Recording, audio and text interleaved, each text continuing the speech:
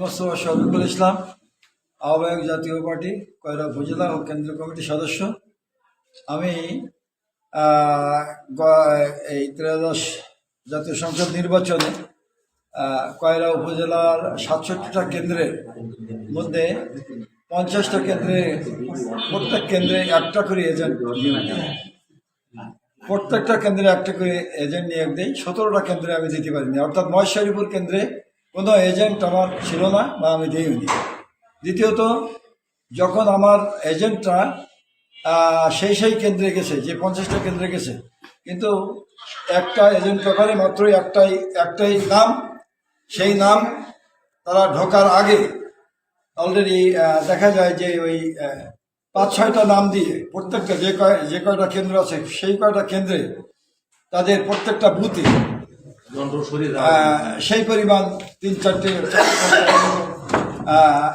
তারা নিয়ে পরবর্তীতে দেখা যায় যে এটা মোস্তফা কামাল জাহাঙ্গীর লাঙ্গল প্রতীক, তার স্বাক্ষরিত, অর্থাৎ ওই সইগুলো, এটা হলো ফটোকপি।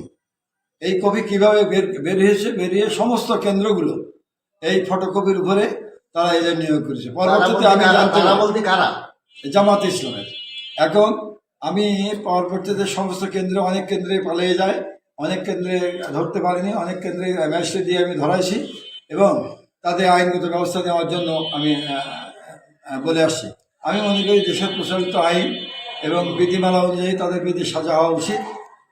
এই বলে আমি জাতীয় পার্টির এই যে এজেন্ট সরাসরি এই যে একটা প্রবণতা, এটা সত্যি একটা ন্যাক্কারজনক। আইনগত ব্যবস্থা গ্রহণের জন্য আমি প্রশাসনের দৃষ্টি আকর্ষণ। আচ্ছা ভাই, একটা প্রশ্ন ছিল। প্রশ্ন হলো, আপনারা তো প্রত্যেক কেন্দ্রে বলছেন যে একটা করে এজেন্ট নিয়োগ দিয়েছেন এবং ওখানে দেখা যাচ্ছে 3-4টে করে এজেন্ট আছে।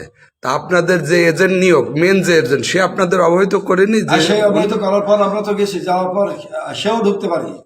যেমন হোগলা কেন্দ্র শামসুর রহমান নামে একজন, অথচ তাকে ঢুকতে দেওয়া হয়নি, অথচ ওখানে আছে 3 জন। পরবর্তীতে আমরা এখান থেকে ম্যাজিস্ট্রেটকে বলার পরে ইউনূস সাহেব নিজে সেখানে যায়। যাওয়ার পর সেই শামসুর রহমানকে ডেকে তার স্টেটমেন্ট নেয় যে আমার 7টার সময় বের করে দিয়েছে। পরবর্তীতে ওই 3 জনকে আইনগত ব্যবস্থা গ্রহণ করার জন্য ইউনূস সাহেব সাথে করে নিয়ে আসে এবং তাদের বিরুদ্ধে এই অধিকাংশ এজেন্টগুলো তো সব ধরা খাইছে লাঞ্চের পরে, দুপুরের পরে। তা আপনারা আমি সকাল থেকে, যেমন উত্তর মদিনাবাদ, ওখানে আমার ইসমাইল নাম করে একজন এজেন্ট ছিল, সে তাকে পাইনি, কিন্তু ওখানে জামাতের এজেন্ট পাচ্ছে 5 জন। পরবর্তীতে জানতে পারে ওখান থেকে বের করে দেয়। ইসলামপুরে ওই একই অবস্থা, নাকশায় একই অবস্থা, এবং প্রত্যেকটা কেন্দ্র যেখানে দেওয়ার অবস্থা ওই একই। তা আপনারা এই যে এইগুলো আপনি কখন জানতে পেরেছেন? আপনি যখন জানতে পারেছি, কখন জানতে পেরেছেন? আমি তখন জানতে পারি 8টা, 8:30 হবে। আমি একটা প্রশ্ন করি, সেটা আপনি তো কয়রা মদিনা দাকি মাদ্রাসা কেন্দ্রে গেছিলেন, মানে আপনার 4 জন এজেন্ট নিয়োগ আছে, আমি যেটা যাচাই বাছাই করতেছিলাম এবং ফটোকপি থেকে আপত্তি করেছিলাম, এবং আপনি ওই এজেন্ট বাদ দিয়ে একজনকে এজেন্ট দেওয়ার কথা বলেছিলেন 8:30 বাজে। প্রিসাইডিং অফিসার সেটা গ্রহণ করেনি। সেই সময় আপনি শনাক্ত করতে পেরেছেন কিনা? আচ্ছা, না, আমি আমার এজেন্ট গ্রহণ করিনি। ওখানে একজন এজেন্ট নিয়োগ দেওয়া ছিল, তাকে অ্যাকসেপ্ট না করে ওই জামাতের যে নকল ফর্ম, ওই ফর্মে আমি বাতিল করার জন্য তাকে অনুরোধ করে আসছিলাম। আপনারা কোনো প্রশাসনের দ্বারস্থ হননি আপনাদের তরফ থেকে? প্রশাসন উপজেলা নির্বাহী অফিসার, রিটার্নিং অফিসার যিনি, ওনাকে স্মরণ করা হয়েছে, ওনাকে ফোনে কথা বলা হয়েছে, উনি আইনগত ব্যবস্থা গ্রহণের জন্য সমস্ত কেন্দ্রে আর কি উনি তদারকি করেছেন।